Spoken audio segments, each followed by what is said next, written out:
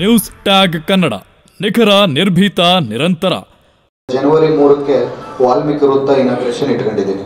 ಒಂದು 20,000 ಜನ ಸೇರ್ತಾರೆ.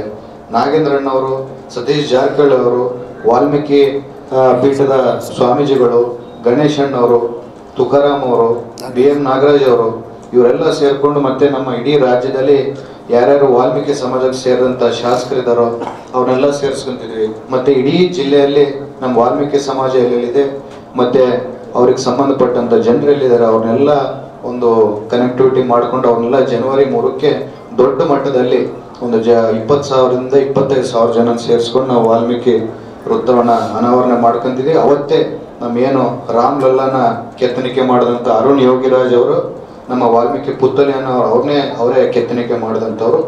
ಅವರು ಅದೇ ಪುತ್ಥಳಿಯನ್ನು ಜನವರಿ 3ಕ್ಕೆ ಇನಾಗ್ರೇಷನ್ ಇರುತ್ತೆ. ಇನ್ನಿತರ ಸುದ್ದಿಗಳಿಗಾಗಿ ಕೂಡಲೇ ಸಬ್ಸ್ಕ್ರೈಬ್ ಮಾಡಿ ನ್ಯೂಸ್ ಟ್ಯಾಗ್ ಕನ್ನಡ.